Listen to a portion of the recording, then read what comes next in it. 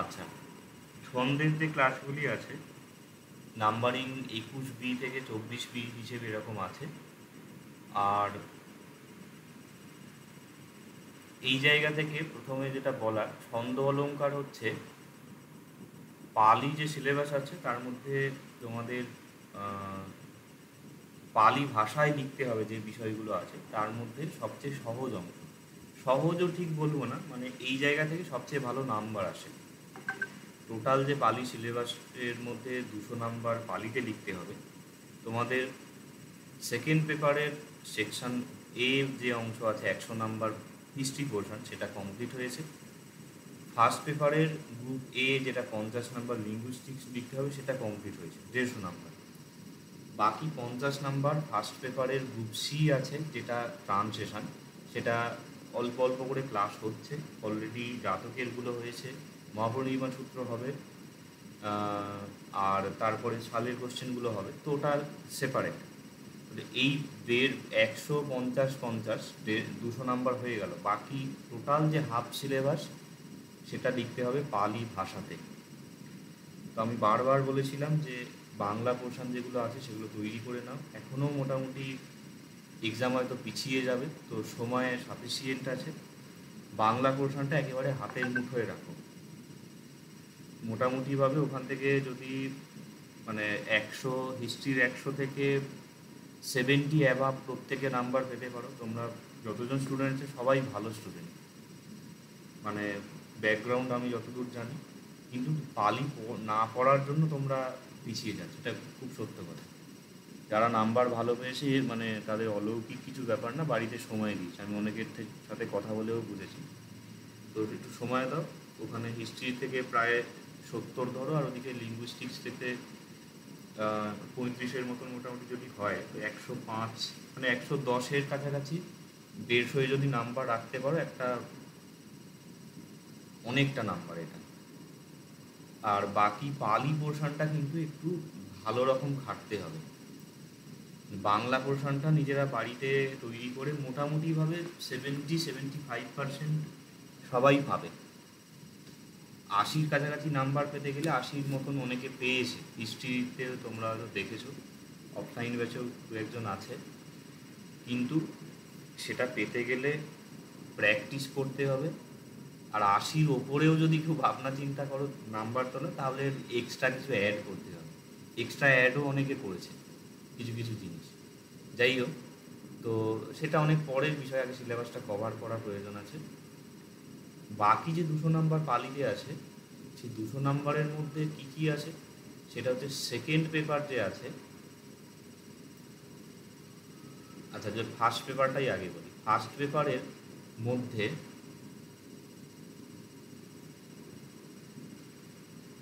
আচ্ছা, এখানে একটা ভালো বিষয় বলে রাখছি, এটা নোট করে রাখো। তোমাদের আপাতত পক্ষে 150 নাম্বার কমপ্লিট হয়ে গেছে ফার্স্ট পেপার এবং সেকেন্ড পেপার মিলিয়ে। মোটামুটিভাবে আর 5 মাস ক্লাস হবে। 5 মাসের মধ্যে ট্রান্সলেশনটা তো মোটামুটি প্যারালাল ক্লাস চলবে, সেটা বাদ দিলাম। 200 নাম্বার যে পড়ে আছে সেটা কিভাবে হবে আমি মোটামুটি বলে দিচ্ছি। ধরো এখন ক্লাস হচ্ছে 6th মান্থ, যদিও মাসে এটা মাঝামাঝি চলে এসেছে, মানে 4 দিন ধরে একটা মাস হিসেবে ধরা হবে। একটা 4টে সপ্তাহ ধরলে তো 6th যে মান্থে ক্লাস হচ্ছে, মানে 21 থেকে 28 পর্যন্ত যে ক্লাসগুলো হবে, না সরি, 21 থেকে 24 পর্যন্ত 4টে করে ক্লাসের ডেট থাকবে। এর মধ্যে হচ্ছে সেকেন্ড পেপার যে ছন্দ অলঙ্কার আছে 40 নাম্বার, একেবারে সিলেবাসের দেখবে শেষ দিকে আছে 40 নাম্বার ছন্দ অলঙ্কার, সেইটা হবে। 5th মান্থে হচ্ছে ফার্স্ট পেপারের যে এসে যেটা আছে গ্রুপ সি, 50 নাম্বারের এসে থাকে, সেইটা হবে। কি বললাম, এটা 7th মান্থে হবে, মানে যেটা 28 থেকে 25 থেকে 28। 8th মান্থ যেটা থাকবে সেটা এগেন সেকেন্ড পেপার হবে। সেকেন্ড পেপারের যেটা প্রোজ আছে, প্রোজ পোর্শন, সরি পোয়েট্রি, আগে পোয়েট্রি হবে তারপর পোয়েট্রি। 30 নাম্বার একটা কোশ্চেন থাকে, সেটার ওপরে ক্লাস হবে। মানে আর 9th মান্থ যেটা হবে সেটা হচ্ছে সেকেন্ড পেপারের ক্লোজের ক্লাস হবে, এটা 30 নাম্বার থাকে। 10th মান্থ যেটা হবে লাস্ট মান্থে সেটা হচ্ছে ফার্স্ট পেপারের যে গ্রামার আছে গ্রুপ বি, গ্রামার থেকে 30 নাম্বার এখানে হবে। গ্রামার 50 নাম্বার আছে, 20 নাম্বার শর্ট কোশ্চেন থাকে। শর্ট কোশ্চেনগুলো আমার মনে হয় না আলাদা করে পড়ার প্রয়োজন হবে, ওটা আমি দিয়ে দেবো, বাড়িতে পড়ে নিতে পারবে, অসুবিধা হলে জিজ্ঞাসা করবে। তো এই যে 5টা মাসের সেকেন্ড পেপার 40 নাম্বার হচ্ছে ছন্দ অলঙ্কার, প্রোজ পোয়েট্রি হচ্ছে 30 নাম্বার 30 নাম্বার করে থাকছে, আর ফার্স্ট পেপারের 50 নাম্বার এসে থাকছে, আর গ্রামারের হচ্ছে 30 নাম্বার। এইটা হচ্ছে টোটাল, মানে 1 2 3 9 আর 9 180 নাম্বার টোটাল হচ্ছে, যেটা পুরোপুরি পালি ভাষায় লিখতে হবে 180 নাম্বার। সেকেন্ড পেপার 40 নাম্বার ছন্দ অলঙ্কার, সেকেন্ড পেপার পোয়েট্রি, এবং পোয়েট্রি হচ্ছে 30 নাম্বার, প্রোজ হচ্ছে 30 নাম্বার, আর ফার্স্ট পেপারের এসে রাইটিং হচ্ছে 50 নাম্বার, আর গ্রামারের পোর্শনের 30 নাম্বার থাকে। এটা পুরোপুরি পালি ভাষায় লিখতে হবে। তোমাদের মধ্যে কেউ কেউ পালি নোটস দেখেছো, বা অনেক হয়তো একেবারে দেখোনি যে পালি ভাষায় যে লিখতে হবে। তো মোটামুটি এখানে পিডিএফ থেকে হয়তো কিছুটা স্যাম্পল দেখেছো, সেখান থেকে একটা আইডিয়া হবে। তো এই হলো বিষয়, আগামী 5 মাসে এইগুলো ক্লাস হবে। প্যারালাল হচ্ছে ট্রান্সলেশনের যে 50 নাম্বার আছে, এটা স্টেপ বাই স্টেপ এগোবে। ফার্স্ট স্টেপের মধ্যে মোটামুটি জাতকের ক্লাসগুলো হয়েছে, এরপরে মহাপরিনির্বাণ সূত্র হবে, তারপরে একেবারে সালের কোশ্চেন যেগুলো আছে সেগুলো থেকে কোশ্চেন এ হবে। আর ট্রান্সলেশনগুলো কিন্তু পড়তে হবে, খুব সত্য কথা। অফলাইন ব্যাচে আমি দেখলাম যে ছন্দ অলঙ্কারগুলো আমি কিছুটা পড়তে দিয়েছিলাম, পালি নোট যেগুলো, অনেকে দেখলাম পালিটা রিডিং করতেই পারছে না, কোঁত কাঁত করছে। জিজ্ঞাসা করলাম, প্রত্যেকেরই আনসার হচ্ছে যে যে জাতকের যে ক্লাসগুলো করানো হলো সেগুলো করেন না, লাইভ ক্লাস করেছে না রেকর্ডেড ক্লাস দেখেছে, এবং ওটা আমার ভীষণ বিরক্ত লেগেছে। জাতকের ওইগুলো আমাকে নতুন করে আপডেট করতে হয়েছে, এবং ক্লাসের মোটামুটি 1 সপ্তাহ আগে আমি যে ক্লাস শুরু হচ্ছে সেই নোটসটা দিয়ে দিই। তো সময় লেগেছে, সেটার শুধু সময় নাই, এই জিনিসগুলো আপডেট করতে বা নতুন করে বানাতে গেলে এটা আমি কোথা থেকে কপি করে বসিয়ে দিলাম তা না, সেটা অনেকটা সময় লাগে, যে আরও কতটা সহজ করে করা যায় ভাবনা চিন্তা করে। তো সেক্ষেত্রে এটা তোমাদের যদি ক্লাসটা না করো, বা আমি যদি দেখি যে এতজন স্টুডেন্টের মধ্যে 5-6 জন ক্লাস করছে, সেক্ষেত্রে আমি আগেও বলেছি যে রেকর্ডিংটা আমি দেবো না, এটা তোমাদের লাইভ ক্লাস অ্যাটেন্ড করতে হবে। কারোর কোনো দিন কাজকর্ম থাকলো বা কোনো কিছু সমস্যা হলো সেটা ঠিক আছে, কিন্তু শুধু শুধু ক্লাসটা করবো না, রেকর্ডিং থেকে ওইভাবে করলে হবে না। চেষ্টা করো ক্লাসটা অ্যাটেন্ড করার। আর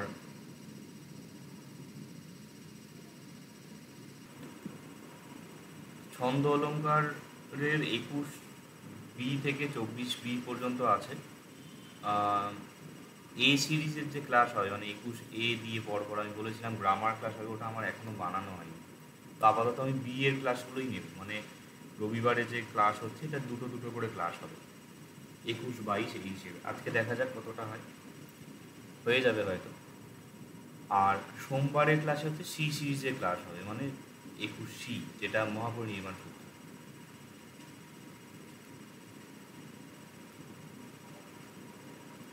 আচ্ছা, তো এখানে আমি একটু আগেই আলোচনা করলাম যে পালি যে ছন্দ অলঙ্কার আছে সেকেন্ড পেপার গ্রুপ বি, এবং একদম লাস্টের দিকে সেই পোর্শন 40 নাম্বার যে আছে, এর মধ্যে জেনারেলি একটা 20 নাম্বার কোশ্চেন থাকে, দুটো 10 নাম্বার কোশ্চেন থাকে। কিন্তু লাস্ট ইয়ার 23 সালে এই 20-10-10-এর পরিবর্তে 4খানা 10 নাম্বার কোশ্চেন এসেছে, 4-10-এ 40। 4-10-এ 40 হলে এটা নাম্বারটা আরও ভালো পাওয়া যায়। আর এই জায়গায় যে দুটো 10-10 করে শর্ট কোশ্চেন থাকে, এটা পুরো 20-তে, মানে 10-এ 10 পাওয়া যায়, মানে 20 নাম্বার পুরোটাই পাওয়া যায়। 20 নাম্বার যে কোশ্চেনটা থাকে এটা মোটামুটি 15 থেকে 18 এরকম একটা নাম্বার তোলা যায়। আর যদি 4-10-এ 40 আগের সালে যেমন এসে ওইভাবে থাকে, তাহলে কিন্তু 40-এ 40 পাওয়া যাবে এই জায়গাতে। আর এই জায়গাটা কিন্তু ছন্দ অলঙ্কার তো অনেকটা গ্রামারের সমতুল্য, যার জন্য এই জায়গা থেকে নাম্বারটা ভালো পাওয়া যায়, মানে ঠিকঠাকভাবে করতে পারলে কমপ্লিট নাম্বারও পাওয়া যেতে পারে। আচ্ছা, ছন্দ এবং অলঙ্কারের যে পোর্শন আছে তার মধ্যে এখানে শুরু হচ্ছে ছন্দের জায়গাটা। তো বেসিক রুলস কিছু দেয়া আছে, এটা না শিখলে পালি নোটগুলো করতে পারা যাবে না। খুব ভালোভাবে এগুলোকে বোঝার চেষ্টা করবে। আমি কিছুটা তোমাদের প্রশ্নও করব কি কতটা বুঝতে পেরেছি জানার জন্য। আচ্ছা, ছন্দের যে জায়গাটা আছে, এই প্রথম যে অংশ হচ্ছে সেটা হচ্ছে 10 নাম্বার যে শর্ট কোশ্চেন লিখতে হবে সেইটার জন্য, মানে 21-এর যে ক্লাসটা আছে 21B। প্রথমত ছন্দ বিষয়টা কি? ছন্দ হচ্ছে যে, ছন্দ বুঝতে গেলে আগে বুঝতে হবে গদ্য এবং পদ্য, মানে বেসিক্যালি প্রোজ এবং পোয়েট্রির মধ্যে ডিফারেন্স কোথায়। খুব সহজ ভাষায় বললে গদ্য হচ্ছে অনিয়মিত হয়, মানে একটা সেন্টেন্সে দেখা গেলো 5টা ওয়ার্ড আছে আর একটা সেন্টেন্সে 10টা 12টা ওয়ার্ড আছে, তো সেন্টেন্সগুলো অনিয়মিত হয় লেন্থটা। পোয়েট্রিটি কী হয়, সেটা একটা মানে মেনটেন করে লেখা হয়, লাইনগুলো এই জন্যই সমান হয় পোয়েট্রির ক্ষেত্রে। তো এবং ওয়ার্ড বা সিলেবেলগুলো মানে মেপে মেপে করা হয়। বেসিক্যালি একটা গদ্যে হলে একটা ছোট বাক্য বড় বাক্য এইভাবে চলছে, কিন্তু পোয়েট্রির ক্ষেত্রে ওটা একটা হিসাবের মধ্যে ছকের মধ্যে আনা হয়, তবে গিয়ে ওটা ওই মানে একটা বাঁধনের মধ্যে আসে। এই যে নিয়মে একটা পোয়েট্রিকে এই বাক্যগুলোকে সাজানো হয় সেইটাই হচ্ছে ছন্দ। তো খুব জেনারেল বলতে গেলে, যেমন বাংলায় যদি এক্সাম্পল দেওয়া হয়, বাংলাতে একটু যদি মধ্যযুগের যেগুলো আছে, বাংলায় এমনি ছন্দ অনেক আছে, বা মানে আধুনিক বাংলা ওই স্বরবৃত্ত, কলাবৃত্ত ইত্যাদি এইসব বলা হয়, মিশ্র কলাবৃত্ত। তো পয়াটায় হয়তো অনেকে নাম শুনেছ। তো ওখানে দেখবে যে যেটা ওই পাঁচালি যেগুলো হয় বা মঙ্গল কাব্য, বৈষ্ণব পদাবলীগুলো জেনারেলি পয়ার এবং ধ্রুপদী ছন্দে লেখা। ওরকম একটা ছিল চণ্ডীমঙ্গলের 7-8 হয়তো তোমাদের অনেকে পড়েছ, ভারু দত্তের বেশাতি বলে একটা ছিল, ওর একটা লাইন মনে করছে যে কিতইল বলি হাত জাবড়ায় আপনার মাথে দিলা ছাবালের মাথায়। তো এইটা যে আছে, তো কি তৈল কি তৈল বলি হাত জাবড়ায়, অক্ষরগুলো যদি লিখে দেখো দেখবে 14খানা অক্ষর আছে। পরের লাইনেও গুনে দেখলে ওখানে 14খানা অক্ষর হচ্ছে, সিলেবেল হচ্ছে এখানে। তো সিলেবেল বলতে অবশ্য বাংলায় এখন আমরা ঠিক যেরকম উচ্চারণ করছি ওইভাবে সিলেবেল মিলবে না, কিন্তু অক্ষর যদি দেখা হয় মানে কতগুলো হচ্ছে সেটা 14টাই মিলে যাবে। তো প্রত্যেকটা লাইনে 14খানা করে এরকম অক্ষর আছে, তবে গিয়ে ওই ছন্দটা আসছে। তো জেনারেলি হচ্ছে সিলেবেল কাউন্টের উপরেই এইটা নির্ভর করছে। তো পালি যে আমরা ছন্দ দেখব সেটা ওই সিলেবেল কাউন্টের উপরেই হয়। এছাড়া পালিতে মাত্রাবৃত্ত বলে এক ধরনের ছন্দ আছে, যেটা তোমাদের সিলেবাসে পাঠ্য নেই। সিলেবাসে শুধুমাত্র মানে অক্ষরের সংখ্যা দিয়ে যে ছন্দগুলো হয় সেইগুলোকে এখানে রাখা হচ্ছে। পালি ছন্দের অনেকের নাম টাম শুনেছ, দেখবে সূত্র নিপাত, তারপর আরও কিছু জায়গায় এরকম উল্লেখ আছে যে বৈতালীয়, আর্যা, পুষ্পিতাগ্রা এইসব ছন্দে লেখা। তো বৈতালীয় আর্যা হচ্ছে মাত্রাবৃত্ত ছন্দ বলা হয়, ওটাই একরকমভাবে কাউন্ট হয়। পুষ্পিতাগ্রা, অপরবক্ত্র, এই যে ছন্দগুলো আছে এটা হচ্ছে অক্ষরবৃত্ত বলা হয়, সিলেবেলের নাম্বারের উপর এটা ডিপেন্ড করে। আচ্ছা, এই হলো বিষয়। তো আর একটা হচ্ছে যে পালিতে যে শ্লোক যেটা হয় না, সংস্কৃতের ক্ষেত্রে যেমন এই যদা যদা হি ধর্মস্য ইত্যাদি বলা হচ্ছে, গ্লানির্ভবতি ভারত অভ্যুত্থানম অধর্মস্য তদাত্মানং সৃজাম্য, এই যে পুরোটা এইটা একটা শ্লোক, এইটাকে পালিতে গাথা বলে। এখানে এক্সাম্পল দেয়া হয়েছে, নহি বেদেন বেদানি সম্মন্তির তুদাচনম অবেদেন চ সম্মন্তি এষ ধম্ম সনাতন। এই পুরোটা এইটা হলো একটা গাথা, একটা ইউনিট হচ্ছে। এখন এর জেনারেলি 4খানা সমান পার্ট থাকে, সংস্কৃতের ক্ষেত্রেও তাই, পালির ক্ষেত্রেও তাই। তো এটা লেখা হয়, এই লাইনটা এইখানে লেখা হয় নর্মালি বইতে, কিন্তু এটা সমান 4টে পার্ট হয়। কিভাবে হয়? সিলেবেলের উপরে। তো এই প্রত্যেকটা যে এইখানে দাঁড়াচ্ছে লাইন, এগুলোকে পাদ বলা হয়।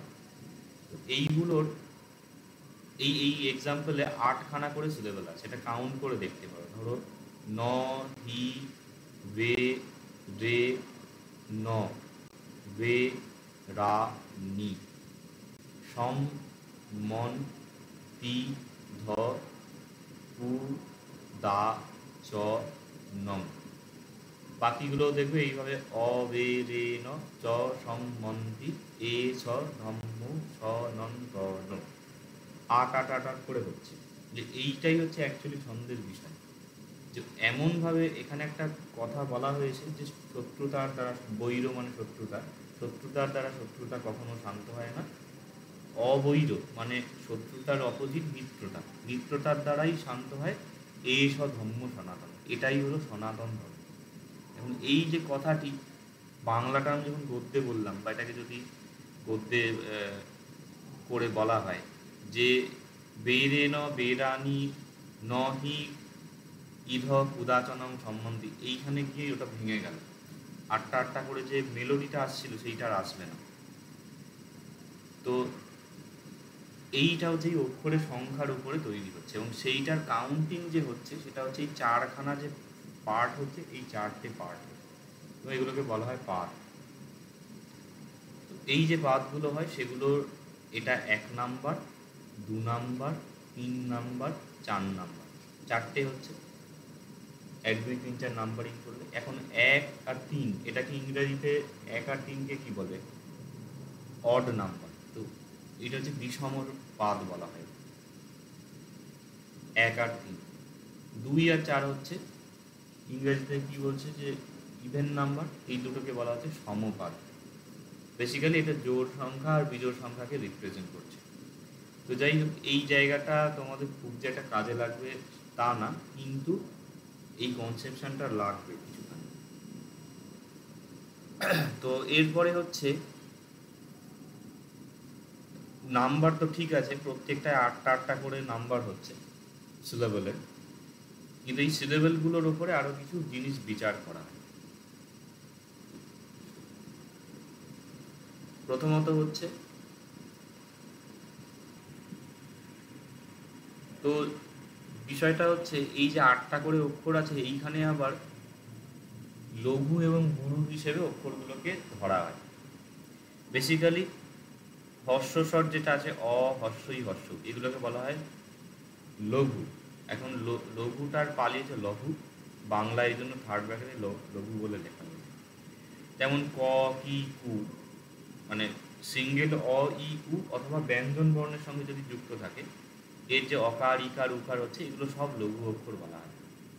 লঘু অক্ষরকে একটা লাইনের নিচে এইরকম চাঁদের মতন একখানা চিহ্ন দিয়ে দেখানো হয়। আর ছন্দে যে সূত্র আছে, সেটা আমি শেষের দিকে বলছি, সূত্রপুত্রর ব্যাপার কী আছে, সেখানে ল অক্ষরটা দিয়ে লেখা হয়। বেসিক্যালি এই লঘু থেকে ল, এটা অ্যাব্রিভিয়েশন হচ্ছে। তো লঘুর চিহ্ন হলো এইটা, মানে সাইন, এবং তার অ্যাব্রিভিয়েশন হচ্ছে ল।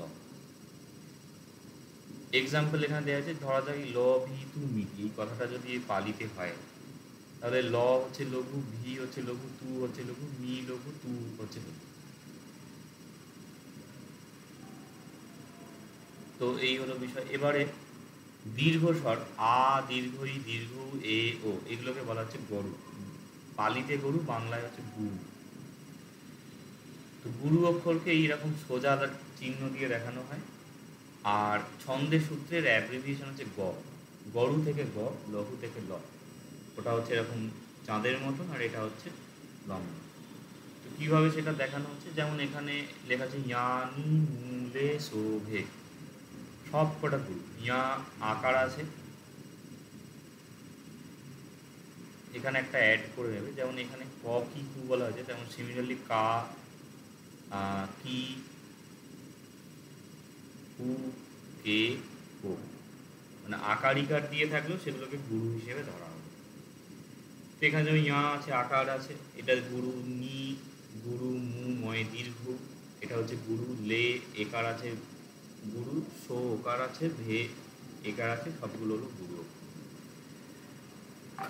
এরপরে এখানে একটি এক্সট্রা মানে এক্সেপশান আছে, সেটা হচ্ছে হর্ষস্বর এমনিতে লঘু হয়, কিন্তু হর্ষস্বরের পরে যদি যুক্তাক্ষর থাকে, যুক্তাক্ষরের পালি হচ্ছে সংযোগ, অথবা যদি অনুস্বার থাকে, অনুস্বারের পালি হচ্ছে নিগ্রহিত। তো হর্ষস্বরের পরে যদি অনুস্বার বা যুক্তাক্ষর থাকে তাহলে সেটাকে গুরু ধরা হয়।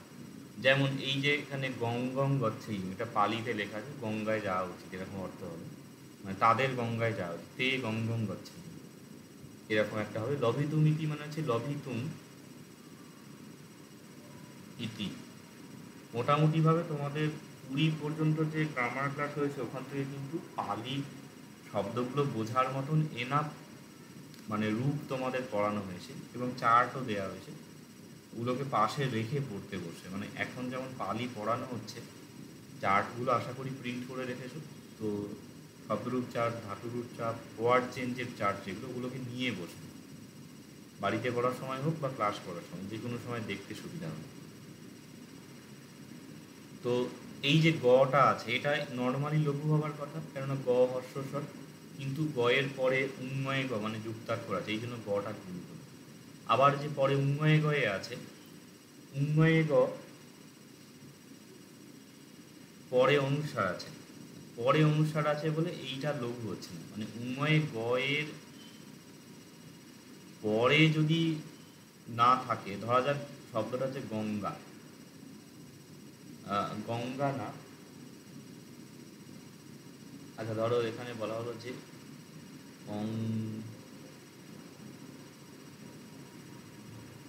অঙ্গত বলে একটা হলো, অঙ্গ থেকে, এরকম অর্থ হলো। এই অঙ্গর অয়ের পরে উঙ্গয় গয় আছে, অটা গুরু হয়ে গেল, কিন্তু উঙ্গয় গয়ের পরে তো কিছু নেই, উঙ্গয় গয়ের সাথে অ আছে, অকার আছে, নর্মাল বর্ণ থাকলে অ থাকে, তখন এটা লঘু হলো। কিন্তু এইখানের যে উঙ্গয় গ আছে, এই উঙ্গয় গয়ের পরে অনুস্বার আছে, অনুস্বারটা থাকার জন্য এইটা কিন্তু হয়ে যাচ্ছে গুরু। আবার এই গ যে আছে পরে চয়েস হয়ে আছে, এই জন্য এটা হয়ে গেল গুরু। আর এখানে চয়েস হয়তো এমনি একার আছে, গুরু হলো। আর অন্তঃসয় যখন হর্ষের পরে এখানে অনুস্বার আছে, হর্ষ আছে মানে এটা লঘু হওয়ার কথা ছিল, কিন্তু পরে অনুস্বার থাকার জন্য এটা গুরু হয়ে গেল। তাহলে এটা নিষ্কর্ষ কি দাঁড়াচ্ছে যে, আচ্ছা আর একটা জিনিস আছে, সেটা হচ্ছে হর্ষস্বর যদি পাদের শেষে থাকে, মানে এই যে লাইন যেটা হচ্ছে লাইনের শেষে থাকলে সেটাকে গুরু ধরা হয়। এবং ন হি বেরে ন বেরানি, এই যে শেষের যে নিটা আছে, এইটা হর্ষ হওয়ার কথা, কিন্তু যেহেতু লাস্টে এটাকে গুরু বলে ধরা হচ্ছে। তাহলে এখানে সার কথা হচ্ছে হর্ষস্বর অ ই উ, অথবা অকার ইকার বা উকার হিসেবে যদি ব্যঞ্জন বর্ণের সাথে বা যুক্তাক্ষরের সাথে যুক্ত থাকে তাহলে সেটাকে লঘু ধরা হবে। দীর্ঘস্বর আ, দীর্ঘ ই, দীর্ঘ এ, ও, এগুলো ইন্ডিভিজুয়াল, অথবা যদি আকার ইকার হিসেবে যুক্ত থাকে ব্যঞ্জন বর্ণ বা যুক্তাক্ষরের সাথে, তাহলে তাদেরকে গুরু ধরা হবে। কিন্তু হর্ষস্বরের পরে যদি যুক্তাক্ষর থাকে বা যদি অনুস্বার থাকে বা ওটা যদি একদম লাইনের শেষে দাঁড়ায়, তাহলে সেটাকে গুরু ধরা হবে। এই বিষয় এখানে হলো। এবার একখানা বিষয় হচ্ছে, ধরা যাক এই যে এখানে নহি বেরোনো বেরোনি বলে লেখা আছে, এটা একটু আরো স্পেসটা দিলে ভালো হতো। যাই হোক, এই ধরা যাক এই ইয়ানি মূলে শোভে, এর নাম যে এখানে আছে, এটা 6টা সিলেবেল হচ্ছে, ইয়ানি মূলে শোভে। তো যদি বলা হয় যে এইখানে তাহলে কি কীরকম অক্ষর বিন্যাস আছে লঘু গুরুতে, তো এখানে 6খানা গুরু আছে।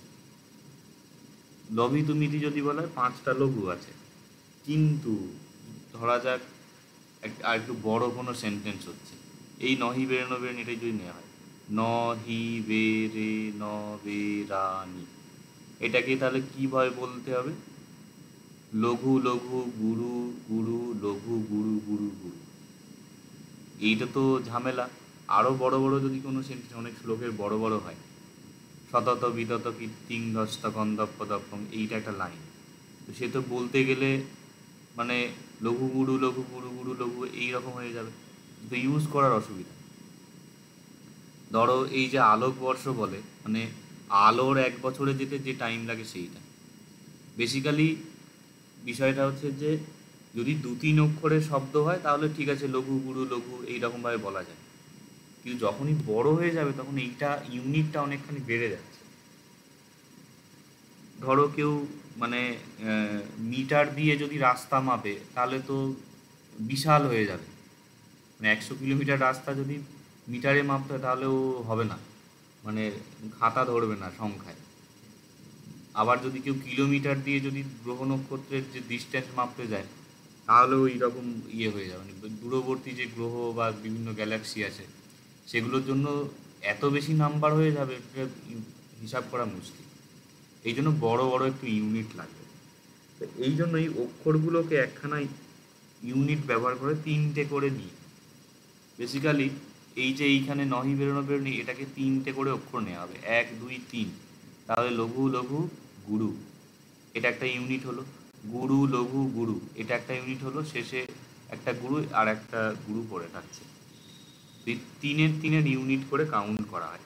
এই 3টে যে অক্ষর এইটাকে বলা হয় একটা গণ। এবার একটা বিষয় হচ্ছে, লঘু হতে পারে আর গুরু, মানে লঘু হতে পারে একটা অক্ষর আর গুরু হতে পারে 3টে অক্ষর আছে। তাহলে কত রকম প্যাটার্ন তৈরি হতে পারে? এখানে বেসিক্যালি 2 to the power 3 মানে 8খানা প্যাটার্ন হবে। ধরো 3টেই লঘু হতে পারে, প্রথমটা লঘু হলো, মাঝেরটা লঘু হলো, শেষেরটা লঘু হলো। তো এটা আরও ভালোভাবে আমি দেখাচ্ছি। তো এই লঘু এবং গুরু এই দুরকম কম্পোনেন্ট আছে, 3টে অক্ষরে টোটাল 8 রকমের প্যাটার্ন তৈরি হতে পারে। তো এই প্যাটার্নগুলোকে একটা করে নাম দেয়া হয়েছে। তো এটা দুটো পদ্ধতি আছে, আমি প্রথমে এই পরের পদ্ধতিটা বলছি। সেটা হচ্ছে এইটা বেশি সহজ মনে রাখার জন্য। ধরো সব কটা গুরু নেওয়া হলো, 1 2 3। এটা আশা করি বুঝতে পারছো, লম্বা মানে সোজা লাইন হচ্ছে গুরু। সব কটা গুরু, প্রথমটা গুরু, মাঝেরটা গুরু, শেষেরটা গুরু, বাকিগুলোকে লঘু বসিয়ে দিলাম। এখানে দুদিকে, এখানে প্রথম দিকটা। তাহলে এইটাকে আমরা বলবো যে সর্বগুরু, সব কটা গুরু। এটা হচ্ছে প্রথমটা, মানে আদি গুরু, গ বলে লিখলাম। এখানে হচ্ছে মধ্যগুরু, আর এটা হচ্ছে অন্তগুরু। তো সব কটা, প্রথমটা, মাঝেটা, শেষটা, এইভাবে 4টে প্যাটার্ন তৈরি হলো। এগুলোর নাম হচ্ছে, এই যে প্যাটার্ন তৈরি হচ্ছে 3টে গুরু অক্ষর, এটার সাংকেতিক নাম দিচ্ছে ছান্দসিকরা ম। এই আদি গুরু যেটা হচ্ছে এটার নাম হচ্ছে ভ, মাঝে গুরু হচ্ছে জ, শেষে গুরু হচ্ছে স। ম ভ জ স। সিমিলারলি লঘু দিয়ে যদি করা হয় সবকটা লঘু, এটাকে বলা হচ্ছে ন। প্রথমটা লঘু, মাঝে লঘু, শেষে লঘু, বাকিগুলোকে গুরু করে দেওয়া হলো। আদি লঘু হচ্ছে ইয়গণ, মধ্যগুরু হচ্ছে রগণ, অন্তগুরু হচ্ছে তগণ। তাহলে মভদশ নয়রত এইটাকে মনে রাখবে, আর এই ছকটা কেটে নেবে। মানে আমরাও যখন এক্সামে লিখেছিলাম এই রাফ ওয়ার্কের মতন পাশে এইটা লিখে রাখতাম, মভদশ নয়রত দিয়ে, তারপর ছন্দের এগুলো স্ক্যান করতে সুবিধা হয়। আর খুব যদি অভ্যাস করো, আমার যেমন মোটামুটি এটা আমি আমি যেটা না দেখেই বললাম, তো এইটা দেখে মানে চলে আসবে। এটা আমি বলে দেবো কিছুটা কীভাবে ইনস্ট্যান্ট বের করা যায়। আর যারা পারবে না এইটা লিখে নেবে, এমন কিছু জটিল ব্যাপার, এটা পাশে লিখে ওই স্ক্যানের এগুলো দেখাতে হবে। এইটা একটা গেল। আর একটা পদ্ধতি আছে, সেটা হচ্ছে একদম আপদকালে যদি হয় সেক্ষেত্রের জন্য, আদারওয়াইজ ওটা ব্যবহার করবে না। এই মবযশনয়ের অর্থ এই পদ্ধতিটাই করবে।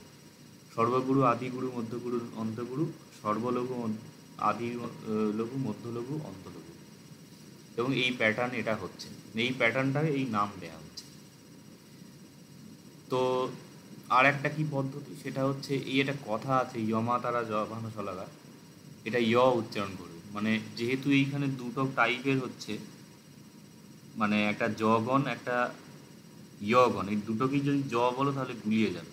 এটাকে জ আর এটাকে ইয় এরকম উচ্চারণ করবে, বা বিন্দু দিয়ে লিখতে পারো। তো ইয়মা তারা জভান শলগা, এই যে জিনিসটা হচ্ছে এখানে দেখো, ইয় হচ্ছে লঘু, মা গুরু, তা গুরু, রা গুরু, জ লঘু, ভা গুরু, ন লঘু, স লঘু, ল লঘু, গা হচ্ছে গুরু। এবার এইখানে যে কোনো তিনটে যদি আমি অক্ষর নিই, তাহলে মানে যে প্যাটার্নটা আছে এর প্রথমে দেখো ইয় আছে, তাহলে এই যে প্যাটার্ন তৈরি হচ্ছে লঘু গুরু গুরু, এইটা হচ্ছে ইয়গণ। এইখানে ধরো এই তিনটে নেওয়া হলো, রা জ ভা, রা হচ্ছে গুরু, জ লঘু, ভা হচ্ছে গুরু, এইটা হচ্ছে এই প্যাটার্নটা, মানে মধ্য লঘু যেটা হচ্ছে, বা দুদিকে গুরু মাঝে একটা লঘু, এটা হচ্ছে রগণ। এটা সুন্দর করে এখানে দেয়া আছে। তো এই সব যদি ভুলে যাও, এই ইয়মা তারা জবানো সলাভ, এই কথাটাকে মুখস্থ রাখবে মন্ত্রের মতন। এইটাকে এরকম লিখে নেবে, এইটা থেকে ভাঙিয়ে ভাঙিয়ে এটাকে বানানো যায়। ধরো এখানে কিছু একটা লেখা আছে, নহি বেরোনো বেরোনোটা আমি দেখাচ্ছি।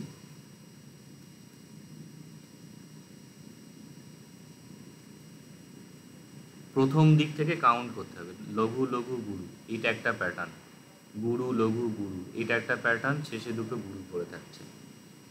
এবারে এইখানে সব থেকে ভালো হচ্ছে যে যদি সবকটাই গুরু হয়, তাহলে তো বুঝতে পারছো সর্বগুরু মগণ, সবকটাই লঘু হয় তাহলে সর্বগুরু হচ্ছে নগণ। বাকিগুলোর ক্ষেত্রে ডিসিমিলার কি আছে সেইটা দেখতে হবে। এখানে ডিসিমিলার কি, একটা লঘু আছে, একটা লঘু আছে, এই সরি একটা গুরু আছে, গুরুটা কোথায় আছে, শেষে, তাহলে অন্তগুরু, অন্তগুরু হচ্ছে স্বগণ। এখানে ডিসিমিলার কি আছে, লঘু একটা, মানে একটা কি আছে ওটাকে দেখতে হবে। একটা লঘু আছে, লঘুটা কোথায় আছে, মাঝে আছে, মধ্য লঘু হচ্ছে রগণ। আর শেষে যেটা আছে দুখানা গুরু পড়ে আছে, তিনটে হচ্ছে না, মানে গণ আর তৈরি হচ্ছে না, ইন্ডিভিজুয়াল দুটো আছে, মানে এটাই বললাম গুরু সংকেত হচ্ছে গ, আর এটারও গুরু সংকেত হচ্ছে গ। তাহলে এইটাকে স্ক্যান যখন করা হবে, এই তিনটের নিচে স্বগণ, এটা রগণ, এটা হচ্ছে গুরু গুরু। যদি এখানে কোনো লঘু অক্ষর থাকে তাহলে এটাকে ল লেখা হবে, মানে ইন্ডিভিজুয়াল অক্ষরের জন্য, তিনটের জন্য এখানে গণে দেখাতে হবে। এই হলো। এবারে অন্য যে নহি বেরোনো বেরোনি হলো সম্বন্ধিত কুদাচনম যদি দেখানো হয়,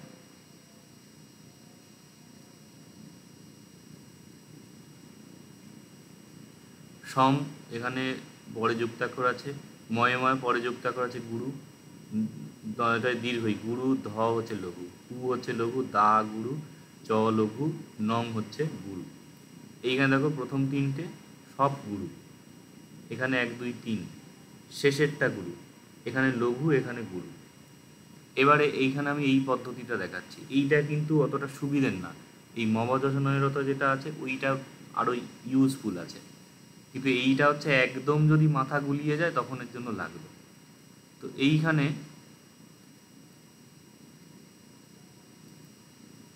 দেখো এইখানে তিনটেই গুরু আছে, তাহলে এইখান থেকে দেখবে তিনটে গুরু কোনগুলো হচ্ছে, এইটা হচ্ছে তিনটে গুরু।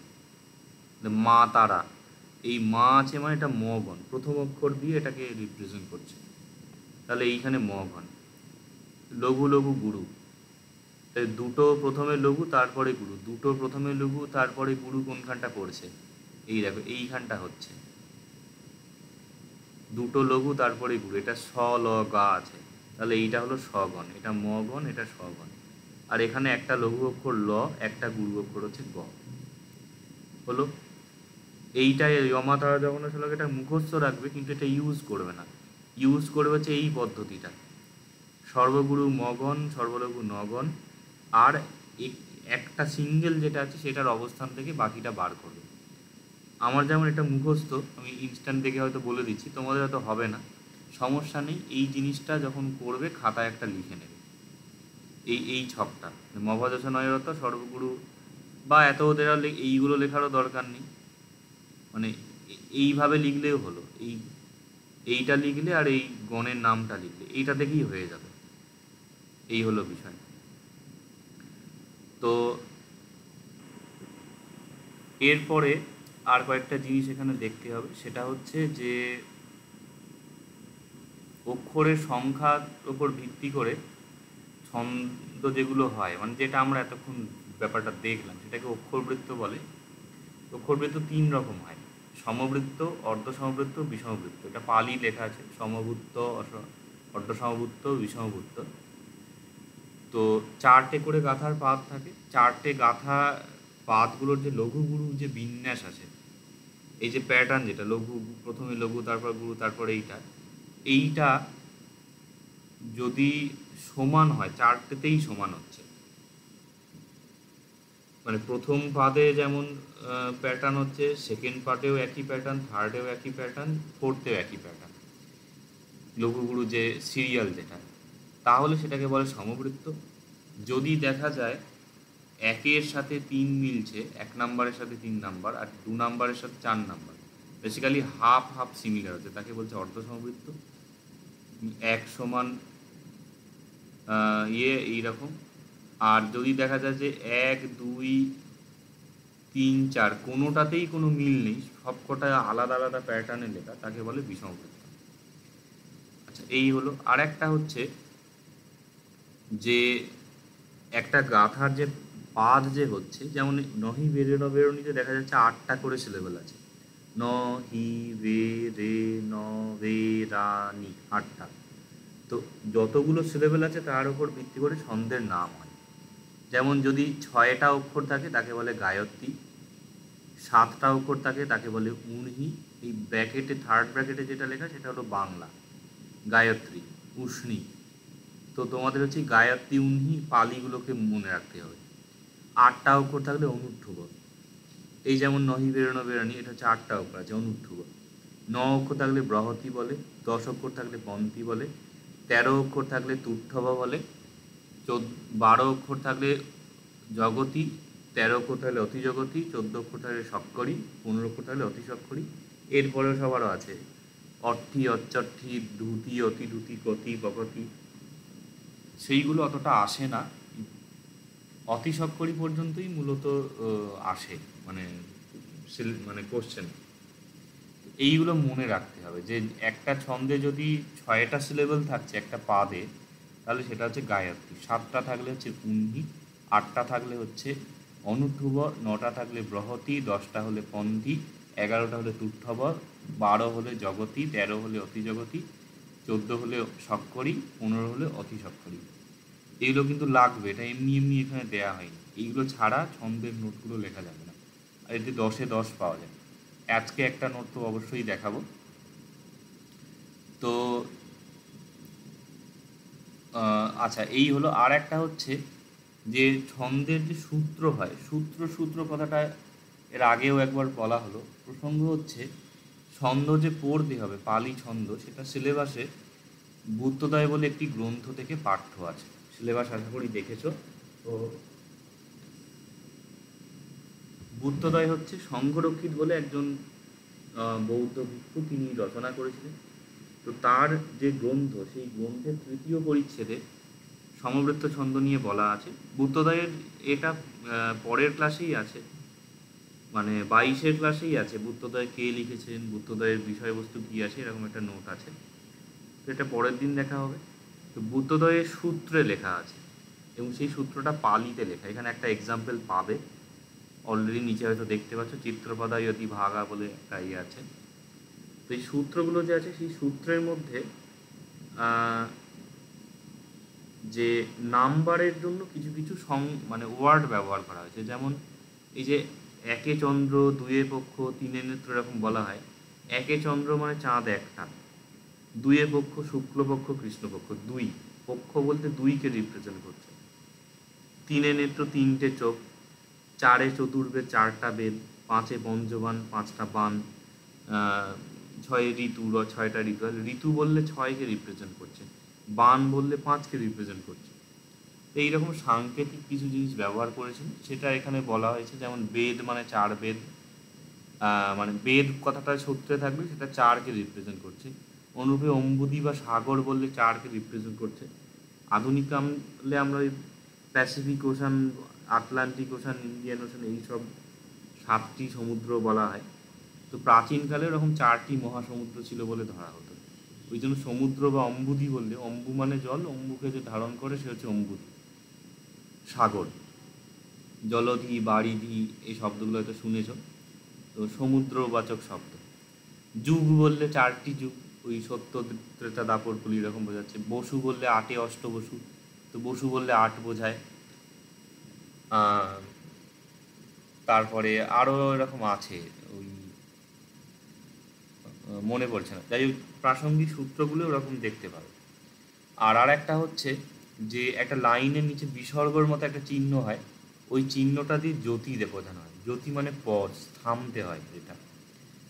জ্যোতির ব্যাপারটাও যখন যে সূত্রে জ্যোতির প্রয়োগ আছে বা সে ছন্দে, সেইটা যখন পড়ানো হোক তখন মোটামুটি বুঝতে পারবে। নোট কি লিখতে হবে?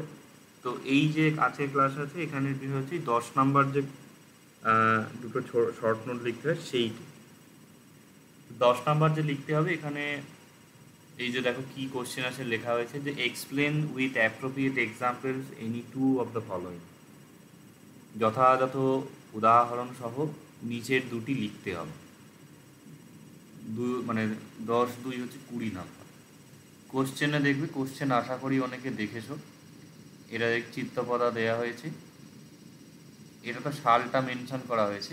কোশ্চেনে এইটা লিখে এই চিত্তপদা, তারপরে বিদ্যুৎমালা, সমানিকা, পমানিকা, তনুমজ্জা, এইসব ছন্দের নামগুলো খালি কোশ্চেনে দেয়া থাকে। বাকি যেটা লেখা আছে এটা পুরোটা লিখতে হবে। তো এই যে নোটটা আছে ভালো করে এটাকে শুনবে। একটা নোট ঠিক করে যদি তৈরি করতে পারো, বাকিগুলো খুব সহজে তৈরি করা যায়। প্রথম পালি নোট আছে, যারা জাতকের ক্লাসগুলো করেনি তারা মজা টের পাবে, যদিও এখানে অনুবাদ দেয়া আছে, কিন্তু ওগুলো এখনও পারলে করে রাখতে পারো, তাহলে পালিগুলো পড়তে সুবিধা হবে। আমি এখনও যদি এখানে রিডিং করতে দিই অনেকে তোতলাবে। ওই জড়তা যদি এরকম থাকে তাহলে কিন্তু পালি নোট তৈরি করতে খুব অসুবিধা হবে। তো উচ্চারণটা শুনে নেবে ভালো করে। তো অনুঠ্ঠুব ছন্দে, অনুঠ্ঠুব ছন্দে মানে নরে নরস্মিং নরম্ভি, অনুষ্টুপ ছন্দের মধ্যে বা অনুষ্টুপ ছন্দতে, এরকম অর্থ হচ্ছে। অর্থ অক্ষরা সন্ধি, অর্থ মানে 8 নাম্বার, অক্ষরা মানে অক্ষর যে শব্দ আছে, অক্ষর থেকে অক্ষর হচ্ছে, আর একটা অক্ষরও অনেকগুলো অক্ষর হচ্ছে অক্ষরা। তো এই যে পালি যখনই পড়তে বসবে, ওয়ার্ড চেঞ্জের লিস্ট, শব্দরূপ ধাতুরূপের লিস্ট, এগুলো সাথে নিয়ে বসবে। তাহলে 8টা অক্ষর আছে, 8 একটা না, মানে অনেকগুলো বলে প্লুরাল হচ্ছে। সন্ধি হচ্ছে, অর্থির প্লুরাল হচ্ছে সন্ধি। অস বলে ধাতু আছে, দেখবে এটা মোস্ট প্রবাবলি তোমাদের 19 ক্লাসে বোধহয় অস ধাতুর রূপ দেয়া ছিল। সো অর্থি সে আছে বা থাকে বা হয়, তে সন্ধি তারা আছে বা থাকে বা হয়, এরকম অর্থ হয়। তাহলে অনুষ্ঠুপ ছন্দে অর্থ অক্ষরা সন্ধি, অনুষ্ঠুপ ছন্দে 8টা অক্ষর আছে। এইবারে যদি এটা বলা যে গায়ত্রী ছন্দ, তাহলে গায়ত্রী ছন্দে 6 অক্ষরা সন্ধি। পালি নাম্বারগুলো তোমাদের দেয়া ছিল, দেখবে 13 থেকে 20 ক্লাসের মধ্যে সমস্ত মানে অক্ষরগুলো ছিল, মানে মোটামুটি 6 থেকে 15 পর্যন্ত যে অক্ষরগুলো সবই ওখানে পেয়ে যাবে। সপ্ত, অর্থ, নব, দশ, একাদশ, 1200, 1300, 1400, 1500। তো ওইটা ওইভাবে নিজে থেকে সেন্টেন্সটা বানানো যায়। আমি এখানে কিভাবে পালি নোটগুলো করবে নিজে থেকে সেটা কিছু কিছু দেখাবো।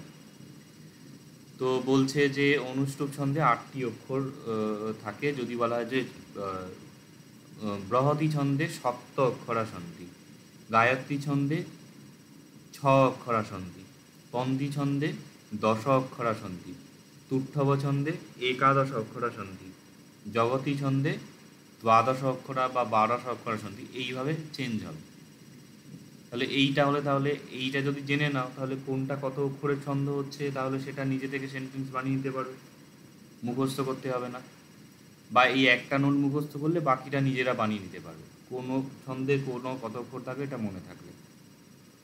তারপরে হচ্ছে এতস্মিং, এর মধ্যে অন্তর্গত সমবৃত্ত ছন্দ। সমবৃত্ত ছন্দ হচ্ছে চিত্রপদা। এই হলো চিত্রপদা, হচ্ছে 8 অক্ষরের ছন্দ এবং সেই জন্য অনুষ্টুপ নামাঙ্কিত হচ্ছে। মানে অনুষ্টুপ হচ্ছে একটা ক্লাস, তার মধ্যে একটা ভ্যারিয়েশন হচ্ছে চিত্রকলা। এবারে ভদন্ত সংরক্ষিত, ভদন্ত মানে হচ্ছে সম্মানীয় শব্দ। যেমন যে স্বামী বিবেকানন্দ এরকম বলা হচ্ছে, বা এরকম যে সম্বোধনবাচক যে ইয়ে থাকে বৌদ্ধের ক্ষেত্রে ভদন্ত বলা হয়। তো মহাশয়, স্যার, ভেনারেবল, রেভারেন্ড, এই রকম সব বিষয়। তো সংরক্ষিত ওনার নাম। তিনি বুদ্ধদয় গ্রন্থস্য, বুদ্ধদয় হচ্ছে বইটির নাম, আর গ্রন্থস্য গ্রন্থের, গ্রন্থ থেকে গ্রন্থ এবং গ্রন্থস্য গ্রন্থের। এটা যে রকম পালিতে লেখা আছে, মানে খুব ইজি, মানে এর থেকে সহজ আর করা যাবে না। তো মিনিমাম যদি গ্রামারের শব্দরূপ ধাতুরূপের নলেজ থাকে, নিজে থেকেই পড়ে এগুলো বুঝতে পারবে।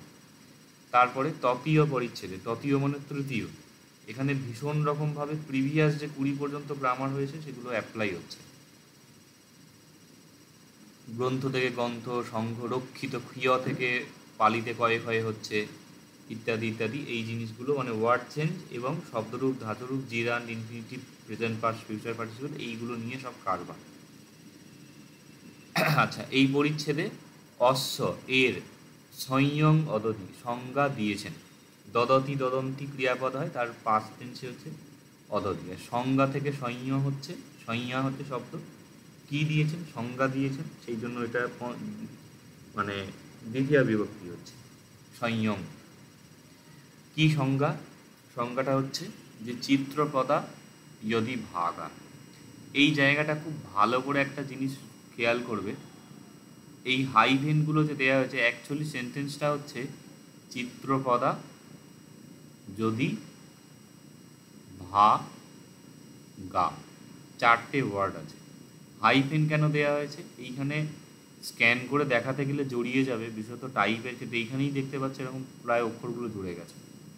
তো ওই জন্য হাইফেন দিয়ে স্পেসটা দেওয়া হয়েছে বা অক্ষরগুলো সেপারেট করার জন্য।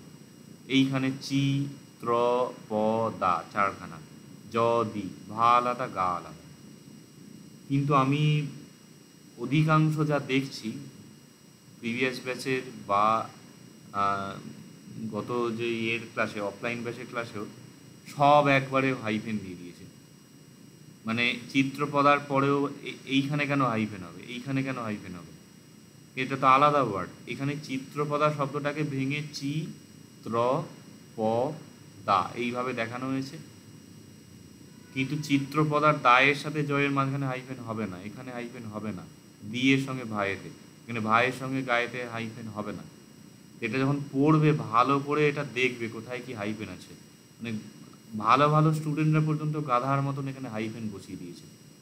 এখানে তো অনুবাদে দেয়া হয়েছে চিত্রপদা একটা শব্দ, যদি একটা শব্দ, ভা একটা শব্দ, গা একটা শব্দ। এই হাইফেনটা দেওয়ার সময় খেয়াল রাখবে, যথেচ্ছভাবে দেবে না। আর না হলে একবারেই চিত্রপদা যদি ভাগায়, এইটা যেমন লিখলাম এইভাবে লিখবে।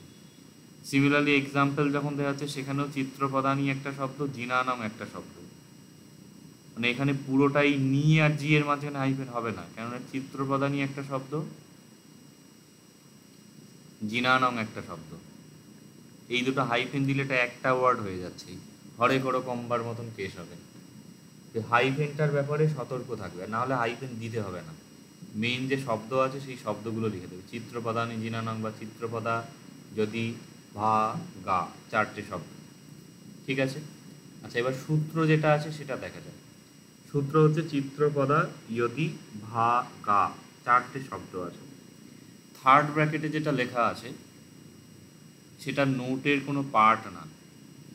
এইটা হচ্ছে এইখানে যে পালি যেটা আছে সেইটাকে এক্সপ্লেন করা হয়েছে, বা এইখানে যে থার্ড ব্র্যাকেটে দেওয়া হয়েছে অশ্বর পরে এর, এইগুলো কিন্তু তোমরা লিখবে না, তোমাদের পুরো পালিটা লিখতে হবে।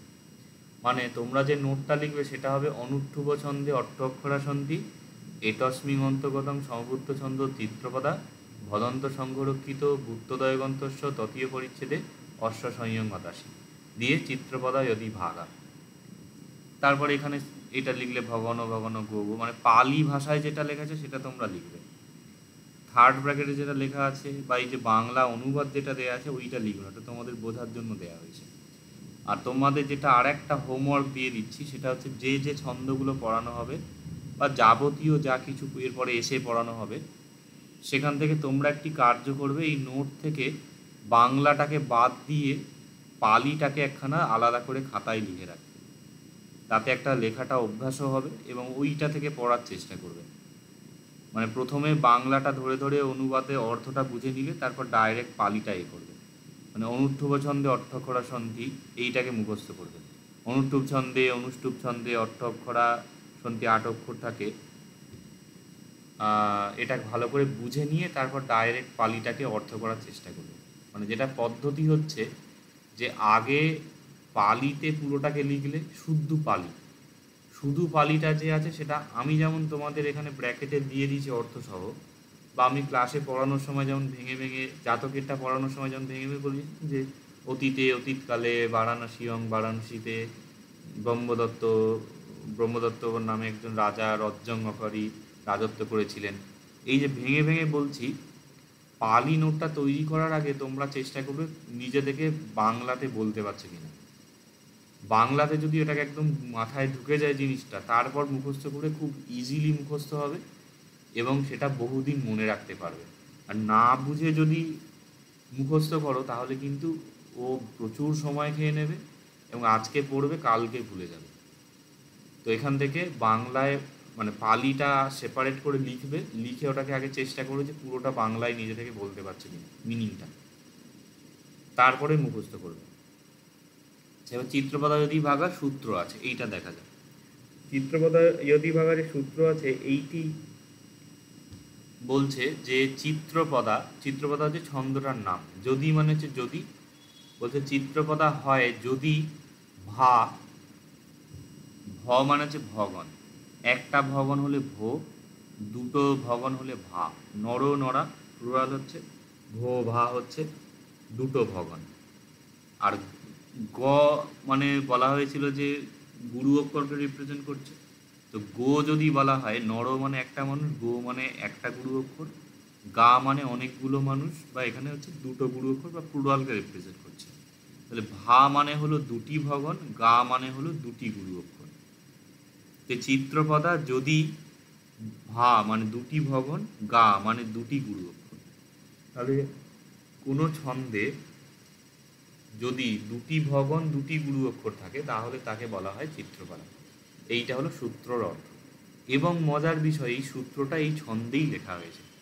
স্ক্যান করলে দেখা যাবে চি এর পরে তয়রফলা গুরু অক্ষর, তয়রফলা লঘু, প লঘু, দা গুরু, জ লঘু, দি লঘু, ভা গুরু, গা গুরু। তাহলে 1 2 3 আদি গুরু হচ্ছে ভগন, মভজনয়রত যে হচ্ছে, ম হচ্ছে সর্বগুরু, ভ হচ্ছে আদিগুরু। এখানটা এগেইন আদিগুরু হচ্ছে, এটা ওই জন্য ভগন। এখন ভগন যেহেতু পালি ভাষায় লেখা হয়েছে এই জন্য ভগনু লেখা হয়েছে, মানে একটা ভগন, নর ভগনু। এগেন এখানে ভগনু, তারপরে একটা গুরু অক্ষর, এটা একটা গুরু অক্ষর, তাহলে গো গো, এইভাবে বলা হয়েছে। তো চিত্রপদা যদি ভাগা, এটা একটা অর্থপূর্ণ শব্দ মানে বাক্য, যে চিত্রপদা যদি ভগন এবং দুটি ভগন দুটি গুরু অক্ষর, এবং সেটা ওই ছন্দেই লেখা হয়েছে। তোমাদের কার্য কিন্তু এটাকে স্ক্যান করে দেখাতে হবে এবং নিচে ভগন ভগন গো গো এইটা লিখতে হবে। হলো এই থার্ড ব্র্যাকেটে যেটা আছে এটা হচ্ছে এই চিত্রপদা যদি ভাগাটা বাংলায় অর্থটা দেয়া আছে, এটা অর্থ বোঝার জন্য ব্যবহার করে, তো লিখবে না।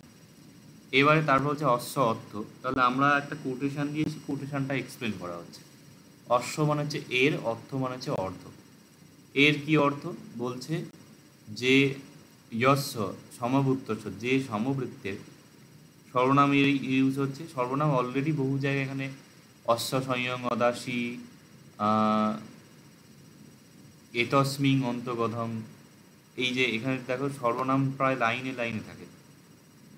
তো যশ সমবৃত্তস্য যে সমবৃত্তের পচ্ছেক ও পাদেশু, পচ্ছেক হচ্ছে প্রত্যেক, পাদেশু পাদগুলিতে, নরেশু পাদেশু, দ্বে ভগনা, দেখে দ্বি বলে একটা শব্দ আছে, দুই,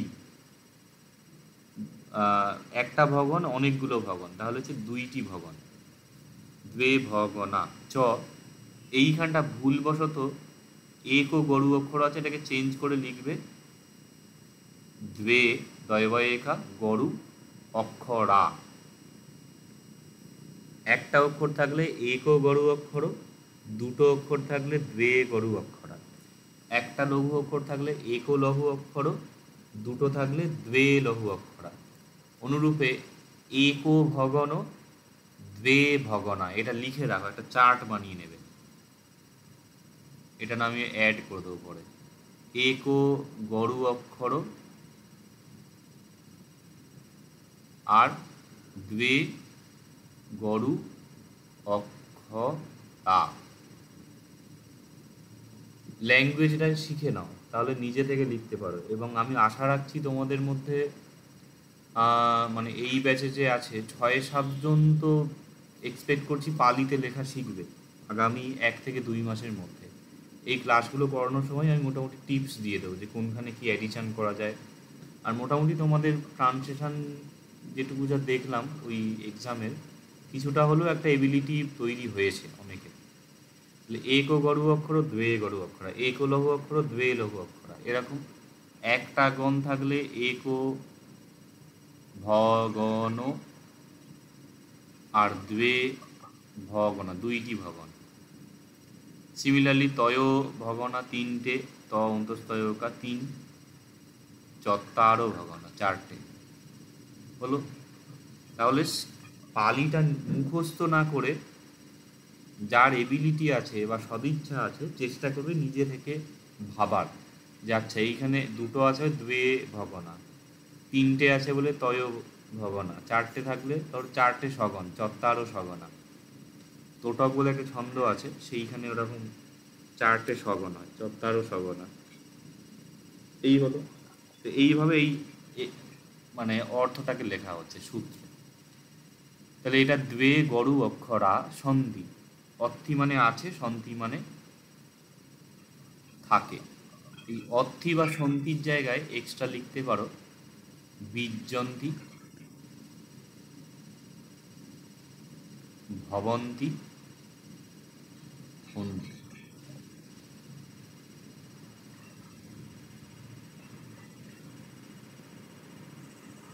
পিন্টু সিংহের অডিও অন আছে, বন্ধ করো,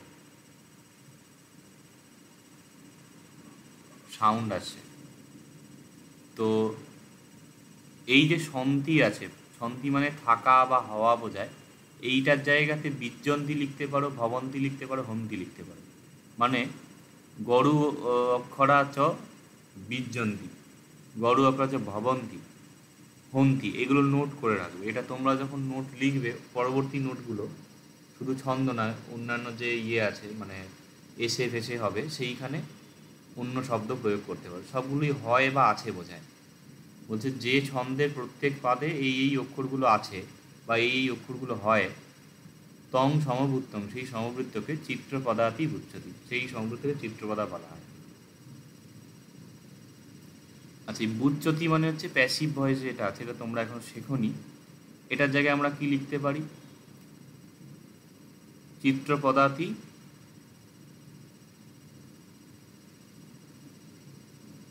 উত্তাহতি, উক্ত হয়। চিত্রপদা শব্দটা স্ত্রীলিঙ্গ বলে চিত্রপদা উত্তাহতি, বোঝা গেল? মানে সেই ছন্দ চিত্রপদা বলে উক্ত হয়। It is call the metre Chitrapada, এরকম ইংরাজি হচ্ছে। আচ্ছা, এটাকে যদি আমরা অ্যাক্টিভ ভয়েসে লিখি, যে সেই ছন্দকে বা সেই ছন্দের চিত্রপদা সংজ্ঞা হয়। আচ্ছা, এইটা ট্রান্সলেট করে বলো দেখি, কে বলতে পারে এখানের মধ্যে? পিন্টু বলো দেখি, সেই ছন্দের পালিতে কি হবে?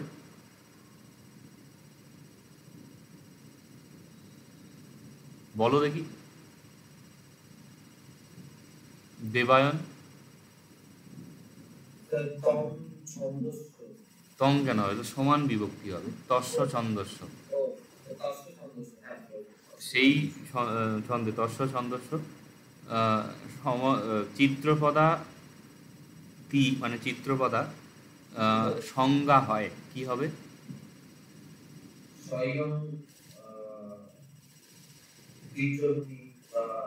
সংজ্ঞা হতি না, এখানে সংজ্ঞা হয় যেটা, একটা অ্যাক্টিভ ভয়েস হচ্ছে, সেটা সংজ্ঞা হয়। আর আগেরটা যেটা বুচ্চতি যেটা আছে, ওটা প্যাসিভ ভয়েসে। যেটাকে বলা হয়, ইট ইজ কল্ড, আর এটা নিজেই সংজ্ঞা হচ্ছে। তাহলে এইটা এই রকমভাবে ভ্যারিয়েশন করা যায়, বা এটা তোমরা নিজেরাও বাংলায় ভাবতে পারো যে এইটাকে সংজ্ঞা বলা হয়, বা এটা চিত্রপদা বলে কথিত হয়। তাহলে চিত্রপদা কি কথিতা হতি, বা এটাকে চিত্রপদা ভাষিত হয়, যে পাস্ট পার্টিসিপল দিয়ে লেখা হচ্ছে। তো এইগুলো কিন্তু লেখাটা খুব একটা কঠিন না, এটা ইনস্ট্যান্ট হবে না, কিন্তু মিনিমাম 2 মাস এর মতন যদি টুকটাক এরকম ছোটো ছোটো বাক্য অভ্যাস করো, তাহলে কিন্তু মোটামুটি পালিতে লেখার একটা তৈরি হয়ে যাবে। তনয় দেওয়া জিনিয়াদি যে পড়তো ওরা কিন্তু এইটা পারতো, এবং আরও কিছু স্টুডেন্ট ছিল। সবার তো অন্যান্য পেপারগুলো ভালো থাকে না, যে ফাইনাল হয়নি, কিন্তু পালি এরকম অনেকেই লেখাটা মোটামুটি করতে পারতো। শুরু থেকে এগুলো একটু আধটু অভ্যাস করো, এসে যাবে। এবং আমি প্রতি ক্ষেত্রে কিছু অ্যাডিশান কীভাবে করতে হয় এগুলো বলে দেবো, এটা খুব ভালোভাবে নোট করবে, এবং কেউ যদি বাড়িতে কিছু লেখো সেটা অবশ্যই চেক করিয়ে নেবে। আচ্ছা, এই তাহলে এখানে প্রসঙ্গ গেল।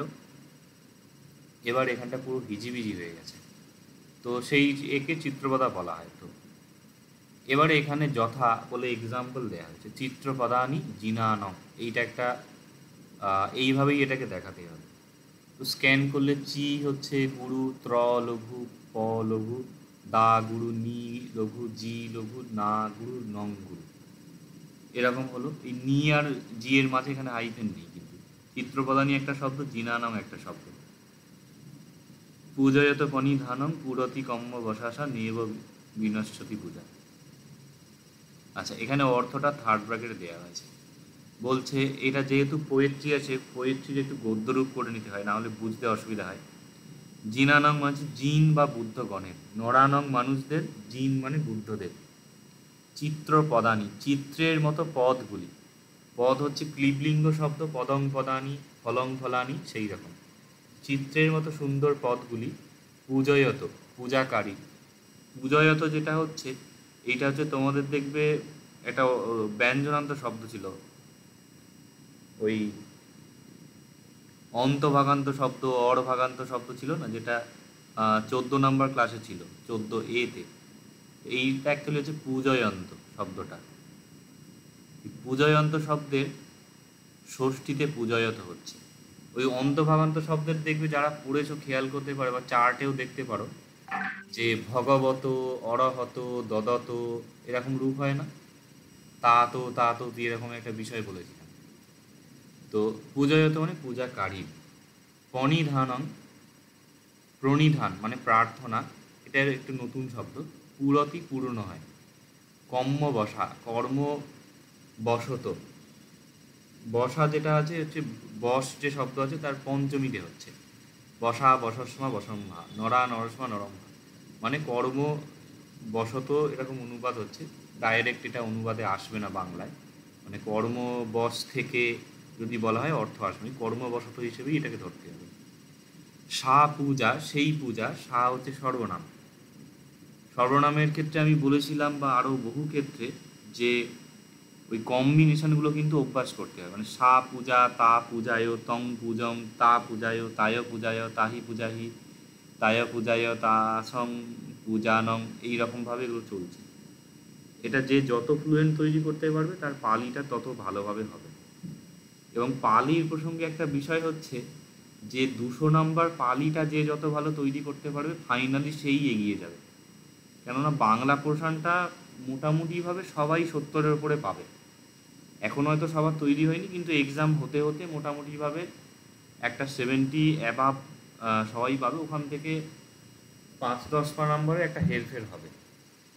বা এমনও আছে, আমার তো মনে হয় অনেকে হয়তো ইউটিউব দেখে দেখে হয়তো ওগুলো পড়ছে, তো তারাও একটা বাংলা থেকে নাম্বার তুললে হয়তো তুলতে হয়, যদিও আমার মনে হয় না যে ইউটিউব দেখে কেউ ফর্ম ফিল আপ করবে।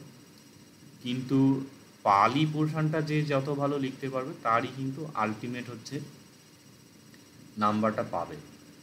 বাংলা থেকে 150 নাম্বার, পালি থেকে কিন্তু 200 নাম্বার আছে। সুতরাং মানে পালিটা আয়ত্ত করতে গেলে কিন্তু একটুখানি মানে পূর্ব প্রস্তুতির প্রয়োজন হয়। সেই কারণেই তোমাদের এত দিন ধরে এত কিছু গ্রামার ক্লাস, ট্রান্সলেশন ক্লাস করানো হয়েছে। এখনও যারা করোনি একটু পুরানো জিনিসগুলো কিন্তু রিভাইজ করবে। না হলে কিন্তু এই পালিগুলো করতে প্রচুর সময় লেগে যাবে। সময় যত লাগবে, যারা সময় দিতে পারবে না হয়তো পিছিয়ে যাবে, এবং তাতে মানে একখানা চাপ তৈরি হয়, মানসিক চাপ তৈরি হয়। তো ফ্লুয়েন্টলি করার চেষ্টা করো। আচ্ছা, তো সেই পূজা নেব বিনশ্বতী। নেব যে কথাটা আছে, অ্যাকচুয়ালি এখানে সন্ধি হয়েছে ন প্লাস এব। এব মানে কি হয়, এব মানে দেখবেন অব্যয় লিস্টে ছিল, এব মানে নিশ্চিতভাবে এটা বোঝায়, মানে কখনোই বিনষ্ট হয় না। ন মানে তো না, বিনষ্ট হয় না। আর নেব মানে দৃঢ়ভাবে বলা হচ্ছে, নিশ্চয় অর্থে, নিশ্চিতভাবে কখনোই বিনষ্ট হয় না। এই রকম। তাহলে এই হলো শ্লোক, এটা এক্সাম্পল দেওয়া হলো, এক্সাম্পল দিয়ে এটা স্ক্যান করে দেখাতে হবে, এবং এই ভগন ভগন এই ব্যাপারটিগুলো এখানে দেখাতে হবে। তো এই এখানে কমপ্লিট নোট হলো। আর এটাকে পালিতে লিখে নেবে, লিখে নিয়ে মানে শুধু পালিটা আলাদা করে লিখলে, দিয়ে পালিটাকে নিজে থেকে মিনিংটা বলতে পারছো কিনা সেটা চেষ্টা করলে, আর তারপরে তৈরি করবে, তাহলে খুব সুন্দর তৈরি হবে।